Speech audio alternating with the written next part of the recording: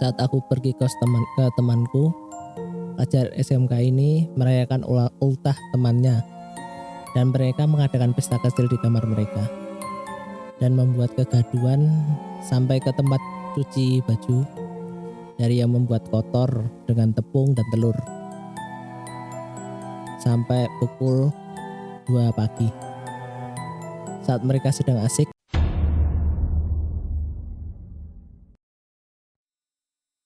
halo semua, selamat malam dan selamat datang di Seram, sepenggal cerita malam.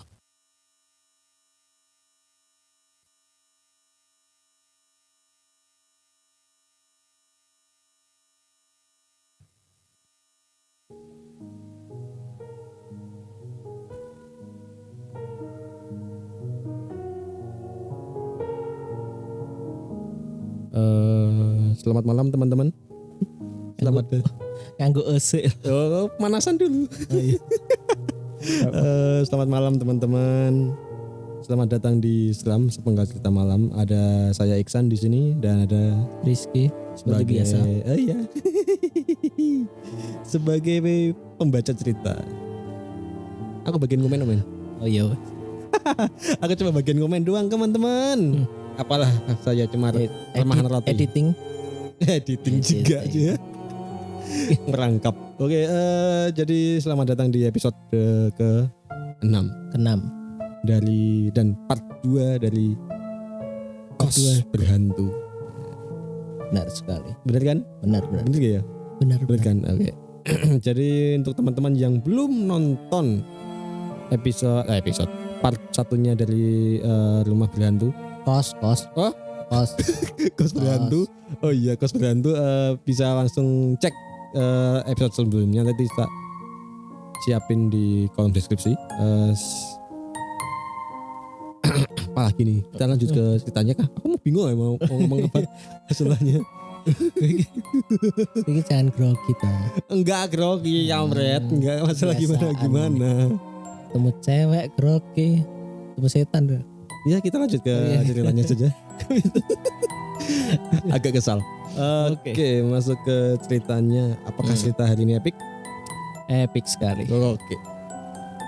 Wow. Sesuai janji ya dari episode kemarin. Jadi episode kemarin Rizky berjanji. Berjanji. Memberikan janji kalau episode part kedua ini akan lebih epic daripada part pertama. Part pertama kemarin. Kenapa Anda cadel sekarang? Ya, emang dari itu cadel Pak. Mau dibawa-bawain. Oke, jadi untuk Rizky silakan untuk menceritakan Kos Berhantu part keduanya. Terima kasih Kunto. Oke teman-teman, untuk cerita kedua menyambung dari cerita pertama. Kejadian Kos Berhantu ini berlanjut.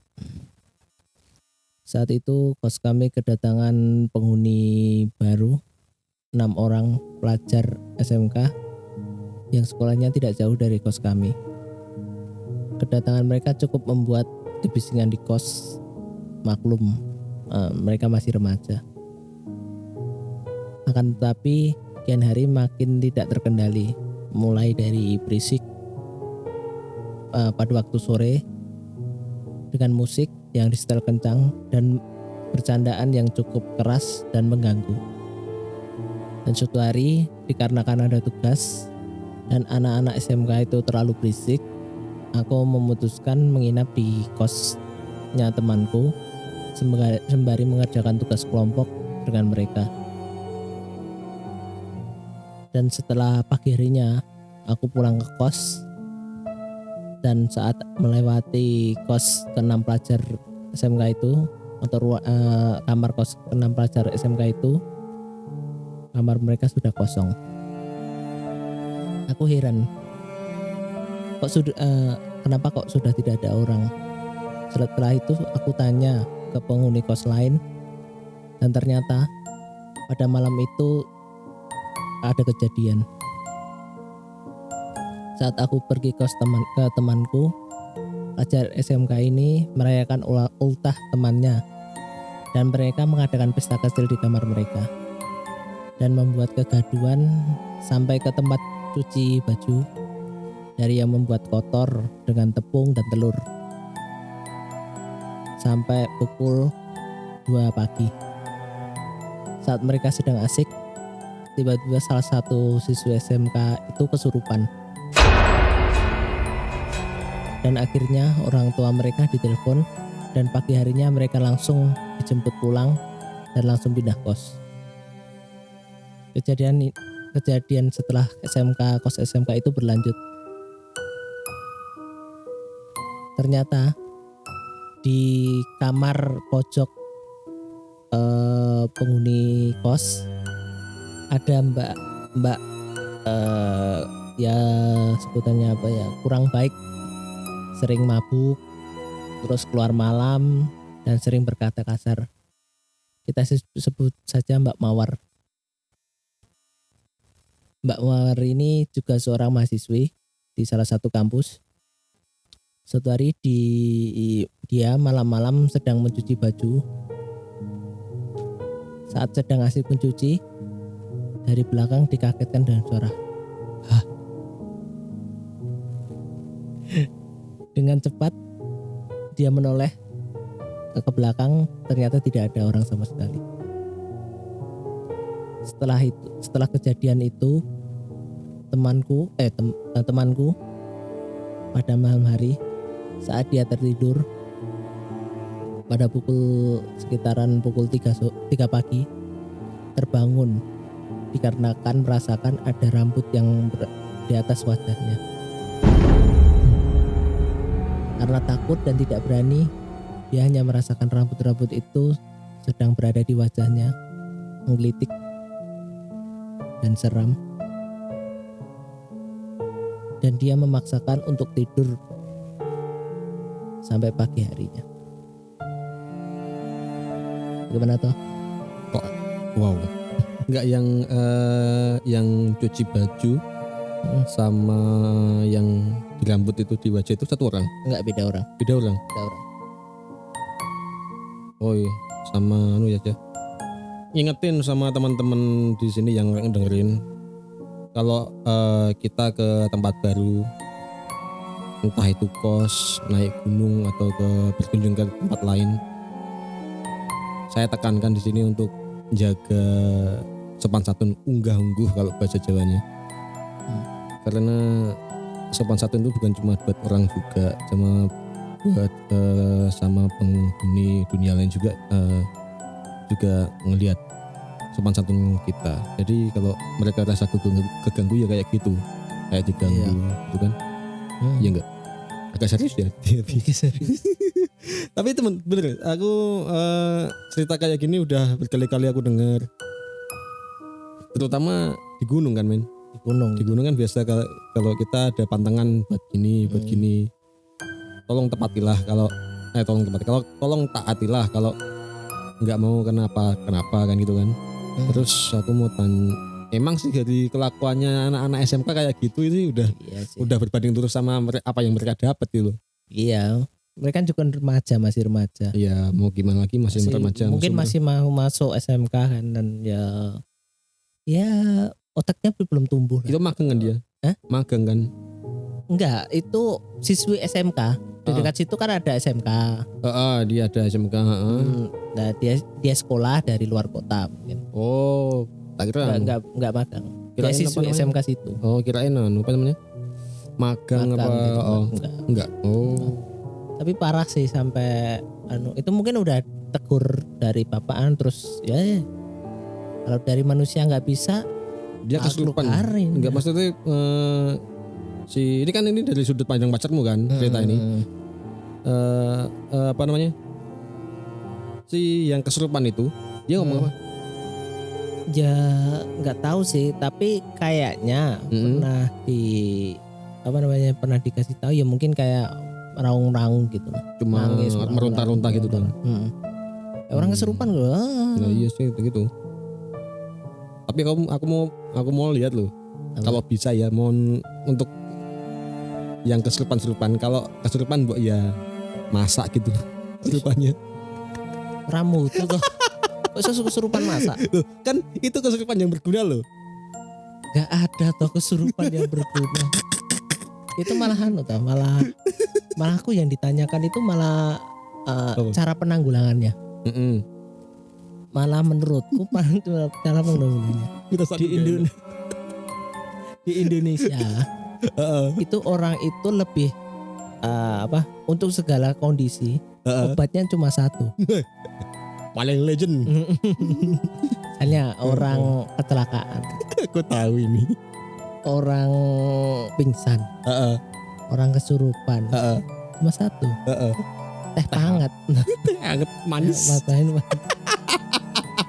Orang itu sekarang, apapun. Itu obat dari penyakit segala. Sumpah. Kemarin aku lihat kecelakaan kakinya aduh. Apa? Enggak kecelakaan beneran. Terus dari sana teh dulu. Ambil teh. Dari sekian banyak enggak ambulans, enggak obat merah. Teh. Enggak dipanggilin, "Oh, ini obat merah." Teh. Itu kalau kajiannya berlanjut, orang usus buntu, gagal ginjal, gagal jantung, teh. Teh. Allah. Siapa tuh mari? Itu kayaknya bener loh, si siapa yang kesurupan. Wah, rontar. Oh, ambilin teh. Enggak cuma dikasih kopi gitu. Enggak usah. Teh. Asem. Siapa tahu ada produk teh yang terkenal yang bisa lah. Endorse kita lah. Tolong teh. Tolong email. Aku mau tanya juga tuh. Di sini tehmu campuran apa enggak? Enggak. Allah Akbar. Enggak. Why? Perasaan campuran? Akunya enggak seneng teh masalahnya. Ya aku teh itu paling kalau enggak masuk angin. Teh masuk angin? Enggak minum teh. Minum teh itu kalau enggak masuk angin. Tak kira nama tehnya teh masuk angin. Enggak. Kan kalau enggak masuk angin, ada ke tempat hajatan terus paling bertamu sama event-event tertentu doang. Paling itu. Kalau di keluargaku seneng teh. Sampai di teh toh. Ini sedikit tentang teh. Enggak bisa kita pilih. Teh dulu enggak. Ini harus diluruskan. Kenapa ya? Pernah enggak kepikiran kalau di teh di tempat hajatan, kalau di rumah lebih mantap di tempat hajatan? Enggak tahu. Bisa. Saya juga enggak tahu. Itu campurannya bagus banget berarti. Mungkin suasananya kali ya. Itu pernah saya interogasi tukang tehnya. Campurannya sampai 4 tok. Allah. 4 jenis itu loh. Nah, kalau di tempatku ada dandang, nyapu. Ya dandang bisa lah ya email. Ya, salah. Kekurangan uang ini. Oke, cerita pertama potongan pertama kan dari SMK. Yang aku syukuri bukan dari SMA lo ya, dari Mbak E yang katanya kurang sopan tadi lo. Oh. Ya agak nakal itu lo tadi. Ya Mbak Mawar lah. Mbak Mawar itu. Itu kan untungnya lo dia madep ke belakang nggak ada apapun. Ya. Kan kayak di apa namanya di gitu kan. Enggak di gitu enggak? Bukan. Gitu. Allah. Ada ya kelomang ya. Kayak kasihan loh kayak kelomang. Orang kasihan loh. Iya. Udah hidup di penjara, diambil dari tempat hidupnya, diababi loh. Dikasih aduh. Pernah ya? Tapi bentar. Mbak Mawar tadi dia nengok enggak ada kan? Habis itu dia masih kelakuannya masih sama gitu. Ya namanya orang kan nggak bisa dirubah dengan itu nggak bisa berubah. Ya, tapi ada loh yang gitu.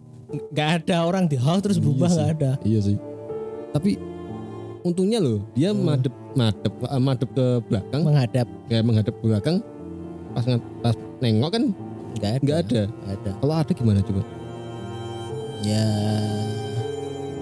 nggak minimal jauh lah, jangan dekat lah.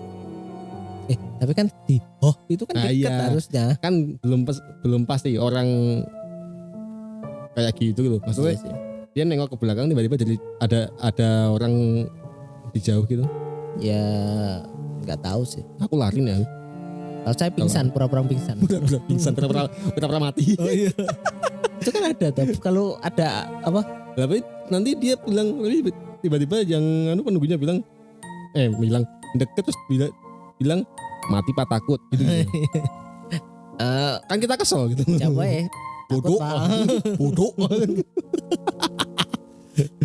Kan tapi lucu loh. Pasti. Itu kita dia gak keluar dari cangkang. Enggak. Siapkan lomang. Oh, bukan ya. 1, 2, 3. Yang ketiga tadi apa? Yang ketiga tadi ada rambut yang temennya Arum tidur. Itu horor dulu. Tidur. Horor sih. Dia nggak mau. Nggak mau buka mata. Nggak tapi mau kan buka mata. Pernah kan sensasi kalau ada rambut di muka itu kan. Ya kalau yang udah punya pacar pasti tahu. Ngapain Anda? Ngapain? Kamu punya? Enggak. Makanya aku enggak punya makanya. Lemah Anda. Berarti Anda tahu, pernah. Kita kembali ke Yes. Saya enggak tahu, Yes. Pak. Saya belum pernah. Yes. Senang ya Allah ya. Oke, itu 1, 2, 3 itu ternyata cukup epic loh. Epic sih. Yang aku Lumayan. masih itu. Tapi ya belum maksudnya penghuni kos itu belum pernah melihat kalau makhluk itu ngewujud orang atau apa gitu. Enggak. Full maksudnya full pernah kelihatan. Entah itu dari jauh, dari dekat atau agak kabur gitu loh. Kalau wujud aslinya itu kayaknya nggak ada sih. Tapi nanti di akhir episode ada dari kata Pak Ustadz sih. Kata Pak Ustadz. Part 3 maksudnya. Part 3. Nah. Part 3. Ini masih panjang. Ya part terakhir sih, part terakhir. Part terakhir di ini part 3. Yang menurutku lebih epic lagi dari ini. Lebih epic lagi dari ini. Kesurupan lebih epic lagi. Tapi nggak ada wujudnya ya? Nggak ada. Kurang berarti. Saya nggak nantangin Mbah, yang di sini saya nggak nantangin. Nggak, kalau kita dengernya maksudnya dari ceritanya gini kan masih kurang loh. Kalau ada wujudnya dan dia yang lihat lebih dari satu orang kan. Saya milih enggak sih. Tapi kan ya kalau kesurupan itu kan 5 orang loh. Satu yang kesurupan, 5 orang yang lihat. Iya. Itu sih juga agak ini kok miring ya. Conger masalahnya. Nggak ada. Keringan hamul. Mungkin penglihatannya penghuni agak belum, jadi ngelihat Mbak Mawar kan. Mbak Mawar. Ya bisa dibilang Mawar tadi. Lomang mungkin. Hati-hati loh. Kayaknya dari sifatnya juga kelomang mungkin dia. Tapi mungkin harus itu. Itu kayak karma juga sih. Iya. Kan ya dia kan juga ya kita tidak menjudge orang itu baik atau tidak. Ya mungkin itu jalan hidupnya, tapi kan mungkin merasa terganggu lah. Ya kayak yang aku bilang tadi, kalau ke tempat baru kalau emang baru lah. Jaga sikap. Sopan santun, apapun itu gitu. Jadi apakah kita sudahi saja? Ya, oke. Terima kasih teman-teman yang udah mau dengerin kita ngobrol. Membahas. Jangan mengobrol. Membahas cerita kos hantu part 2 ini. Untuk part 3-nya insya Allah secepatnya kita upload ya. Iya. Kita upload. Biar mereka penasaran. Nah, apakah yang terjadi di akhir cerita ini? Apakah sang hantu masih ada di situ atau apa itu? Masih bergentayangan gitu maksudnya. Kita nggak tahu. Oke, jadi kita sudahi episode berapa? 6 ya? 6 kayaknya. 6 hari ini. Malam ini saya Iksan dan saya Rizky. Dan ingat, mereka ada di mana-mana dan mereka di dekat kita.